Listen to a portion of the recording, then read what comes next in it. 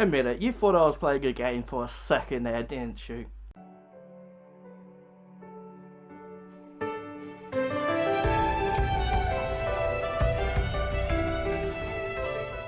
Hey guys, Blazie here, and welcome to this review of Adventures of Rufus, the Fantastic Pet. And I want to state this not only came out in 2020, but is a live-action movie. Yeah, but you didn't think that when you saw that opening skit. But I'll get there in explaining that scene. So yes, this came out last year, and there's like no information about this movie. I checked. I just saw it while at the shops one day, and it looked kinda cool. Like, this cover art is really cool. What I failed to realize was that it was live action, and that it wasn't like Narnia live action, when there's like, they're like in a different world or something, because yeah, the scenes that make you go, okay, this is their world, right? Not our world.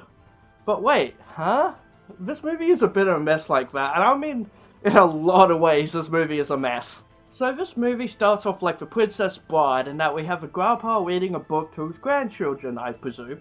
Now, may I add, I love that they're playing around on their phones. Grandpa tells them, my dad used to read me books all the time, and the girl's like, yeah, because what else is there to do? Yeah, we got so much we could do now. Yeah, also says that she's bored. Privileged kids today, am I right? So with this storybook idea, it's basically saying none of it's real, right? Maybe I'll come back to it later, so let's get into this book world and get on with this review. So we get opening with it showing magical stuff like skeleton dinosaurs, dragons, and a skateboard. Huh?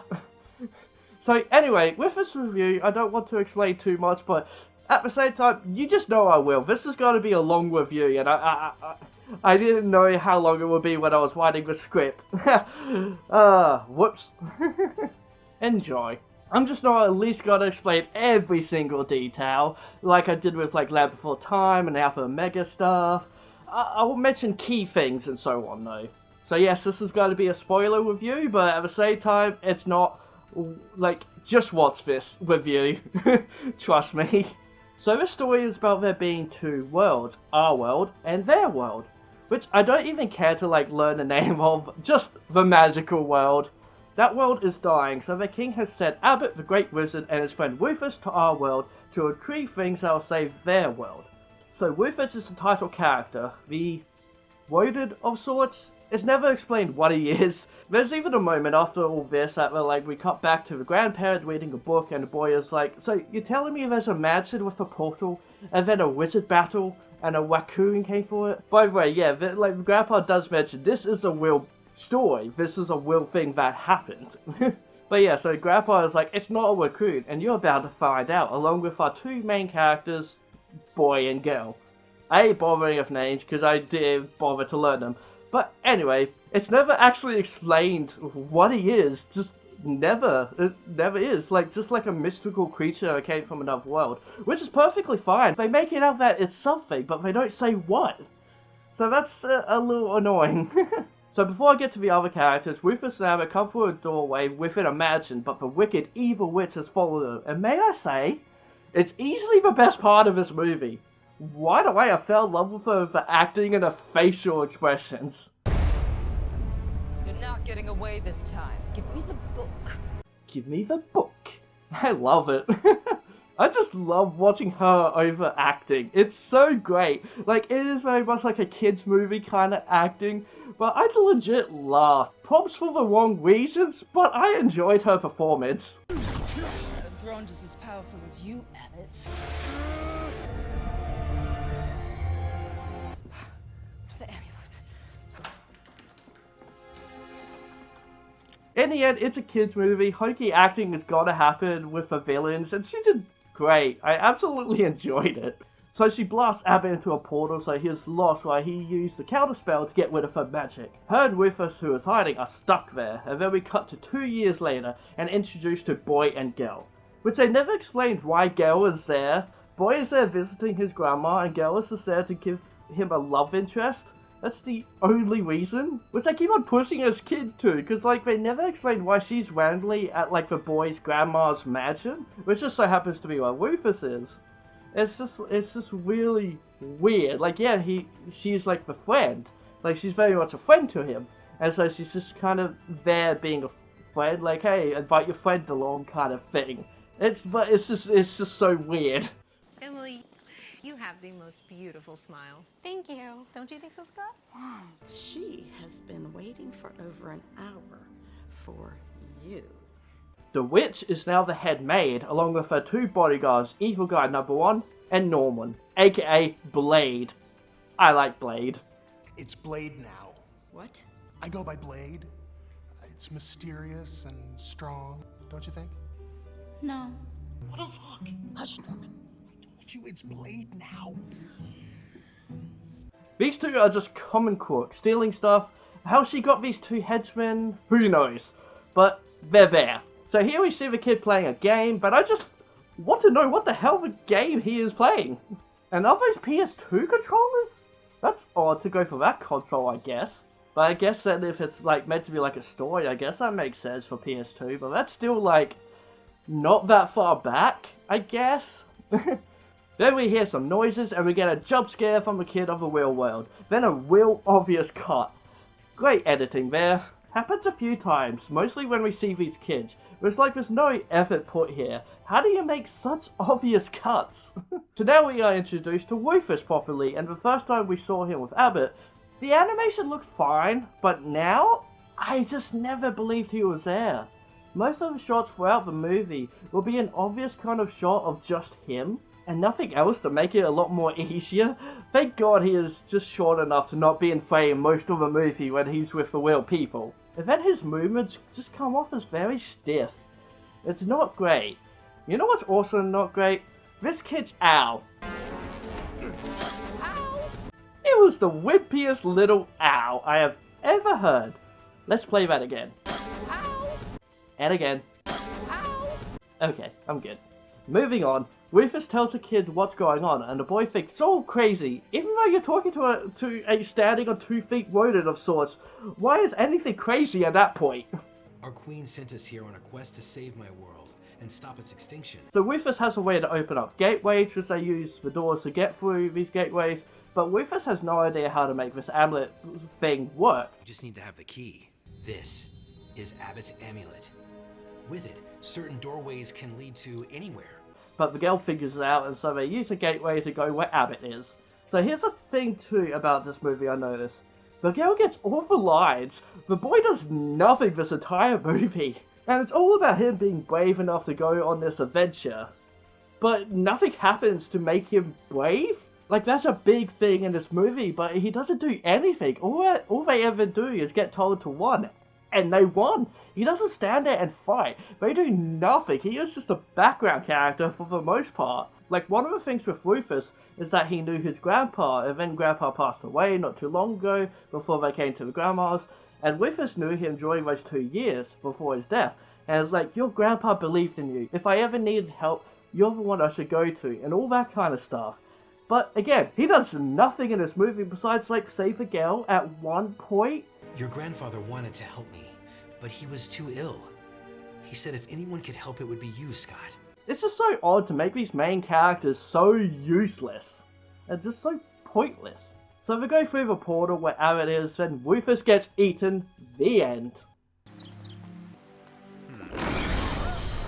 The end. Nah, he's alright. As he battles a gator that just ate him, my little raw brain is like, meh. My other brain is like, didn't they do this exact thing in Jumanji? It's the only explanation. That old game machine must have electrocuted all of us, and now we're all... But Abbott comes along, throws a rock at it, and it gives up his meal. I don't know if that would work. Kids don't throw rock at gators. So Abbott here has lost his memories, and is just a goofy character now. May I introduce the Queen of All Inns head wizard, the great Sir Abbott. How exciting! And at this point, he just reminds me of Nicolas Cage from Sorcerer's Apprentice and Russell Brand mixed together. I didn't mind him, honestly. He was actually kind of fun. And if it ever fell into the wrong hands, it could end the universe as we know it! And I'm not going anywhere until I get a decent meal. Oh, I can't stomach another squirrel. No offense, Rufus. None taken. So, the experiment goes horribly wrong. We have to shave all of Rufus's fur off, and he looks so like a wrinkly old man or a hot dog with wrinkles. But at the same time, here's some confusion. They're on Earth, right? The real world? And Abbott has just been here for the last 2 years, just staying around this doorway, and no one has found him? Or just anything? Sure. So first thing I gotta do is get Abbott's wizard's book to help them on their quest, which is at the local library. Why? Who knows, not even Abbott does really. He sent it away to keep it out of the witch's hands basically, and decided to put it in a library. On display? Like, this thing is obviously on display with a magical barrier around it and everything. How? When? Huh? So they sneak into the library, they stick Rufus in a pram that's for some reason in this mansion, in this random room. Fine. You are one hairy baby! Sure. Which lasts for like 5 seconds as a woman at the counter wants to see the hairy baby and freaks and calls security. Let me take a look at the angel. Beat it, lady. Security! They went upstairs and then it's all calm as like nothing ever happened. Like security actually waits quite a while before they actually show up. So they find the book on display, as I said, get it, and set off an alarm which makes everyone freak out. And I mean freak out.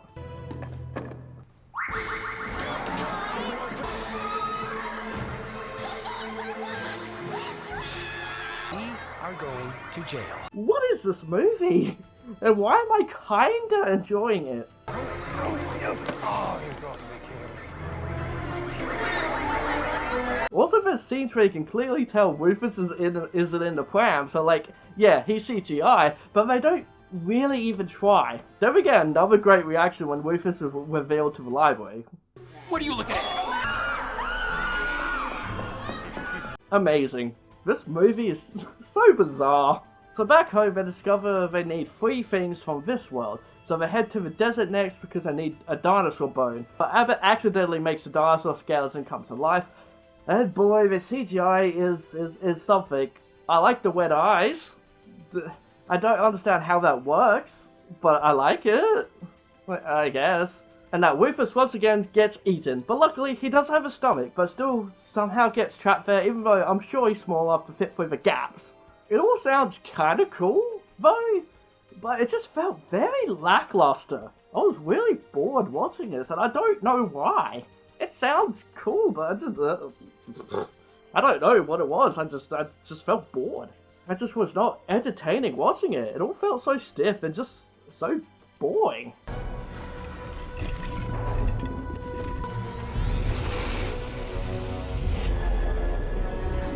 So next they go to a park, and I don't bother hiding Rufus at all. No one seems to care at all. Not even the fact the door legit magically appeared at this park. No one cares, and I'm so confused because they did have a library, but not here.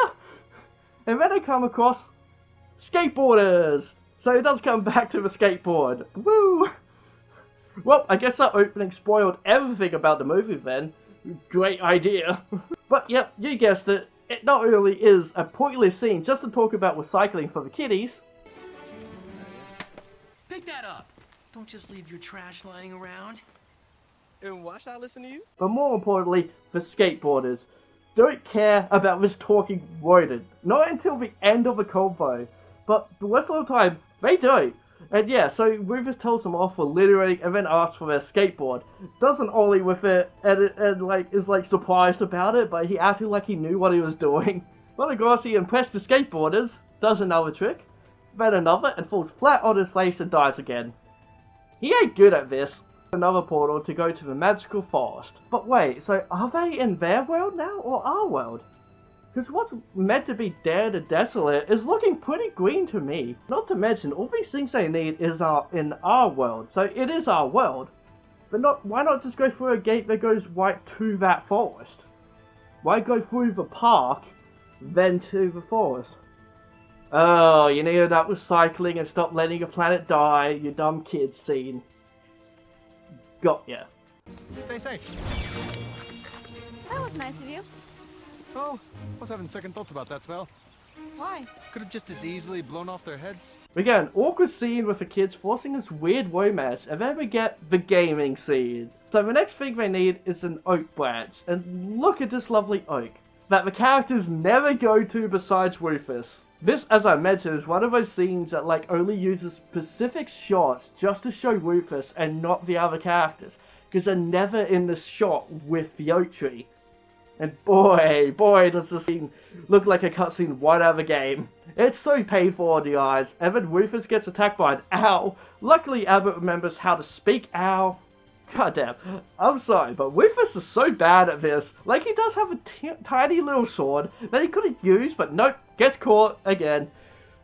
So we got two of the things they need, and move on saying, I love you to each other for some reason, and I don't know, it was a weird little scene. You know I love you. Well, the feeling's mutual. I love you too, Rufus. And I return my love to you. Besides Scott, he can't say it, and the girl gets angry, and so like, it's not hard to say I love you to someone. Really hinting there, but same time, Bits just came out in 2020, how about you say it to him? I like you too, Rufus. Okay. Really? It's not hard to tell someone you love them, Scott. Okay, this is a 2020 in this world. I don't know, it's really confusing, I guess because it's like a story thing, so maybe it is like meant to be like the 90s or something. At the same time, Bits, please, just ask him, just tell him, instead of being all moody like he's not saying I love you to me, just tell him. So they go home and see the witch has gotten her powers back. Like, there was like a scene before that, like, she managed to steal half of Abbott's book to give her her powers back. She stole like the white half of it, basically. Again, I'm kind of just skipping over little details and such. But she's easily defeated here, and we move on to the next location, a volcano, which again makes me really question, where the hell are they? Our world or their world? It can't be their world. As I said, everything they need is in our world. Like, they needed like basically just a walk from a volcano in our world. But this doesn't look like any place I've seen. Hell, it looks like Mordor more than anything. But we also do see the witch turn her henchmen into rats, which is the last we see of them, by the way. So now they're just rats, I guess. Fair enough. They're villains. They're henchmen. It's just, they're rats now. Before the others could go home though, the witch arrives and they battle out Harry Potter dueling style. And like, cause like Rufus is just like so useless, so he doesn't fight. Even the witch is like, you brought a sword to a wizard battle, and he responds with, good point, all yours, Abbott buddy. You're so useless, Rufus. But again, at least we get some great acting for the witch. The dark and terrible Dragonfire! Again, best part, easily. So she gets hold of the amulet to traverse worlds, and then summons a dragon from the volcano, which they give her plenty of time to do, by the way. They could easily run up to her and kick her in the ass or something, and just make her fall into like the cliff, off the cliff or something. So the dragon, of course, doesn't look great. It has some low frame rates, and that is like the best way to describe it. Like, it's fine, I've seen worse, but still not great. But then her facial expression as she puts the book back together, I love her.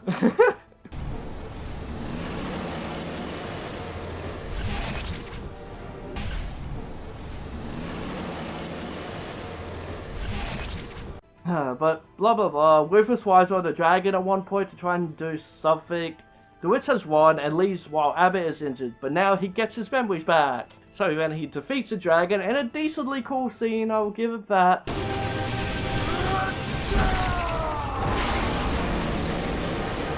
But yep, Rufus did nothing to help.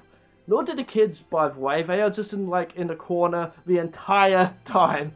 So they go back to the mansion, find the witch with ease using telekinesis like magic Abbott does, which he could have done in the beginning, I guess. Easily defeats the witch, and the world is saved. They can go back to their world now and save it, but not before giving us a message. That we only have one planet, and we need to protect and save it. Fair enough. But yeah, it's that kind of message in the film. Topical, I guess, since they did release this in 2020.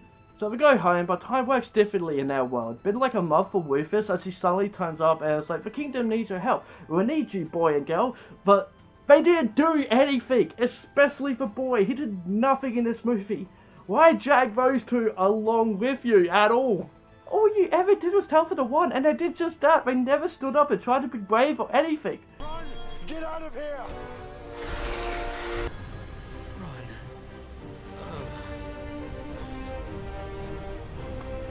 What, boy is because he jumped in front of a girl at one point? No.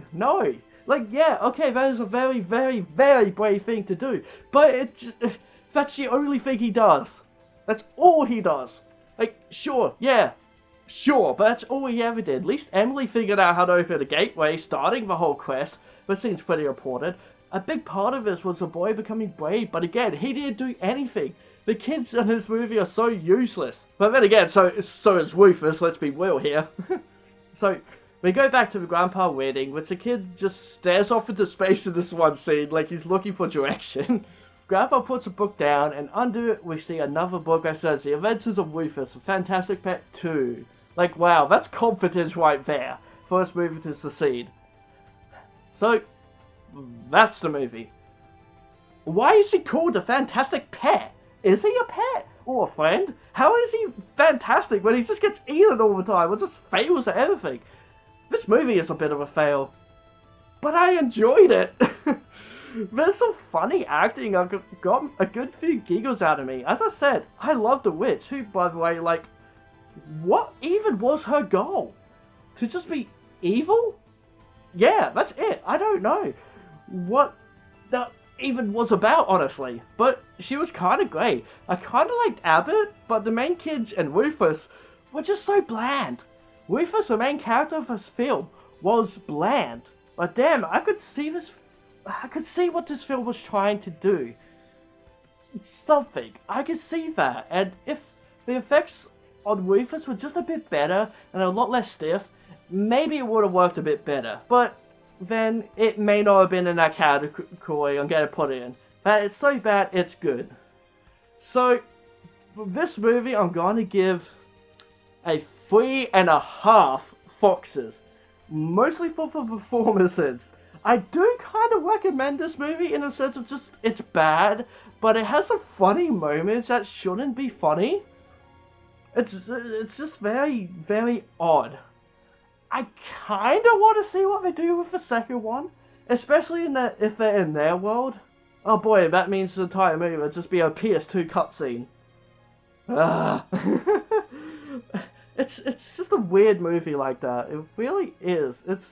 It's hard to rate it because I did legit laugh at the acting, and like, yeah, that's not something you should really do, but I enjoyed it. In a weird way, and in other ways I hated it, but yeah, so it's a 3.5.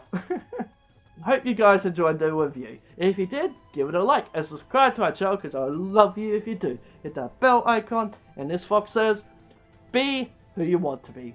Alright guys, bye for now. Ow, ow. So yes, this game came out last year, and it... Oh, I actually put game. I put game in the script. Whoops. I mean, I'm not wrong. Not wrong in that scene, that's for sure. But I'll get there in explaining that scene. So yes, this movie... Come as a game again. Oh, I see what I did there. So yes, this game out last year. This came out last year. But what game? Whoops. So, this story is about... Oh god, I got so itchy all of a sudden. Woo. Oh my god. Ow, why? Oh, so itchy. Oh my gosh. Came out of nowhere.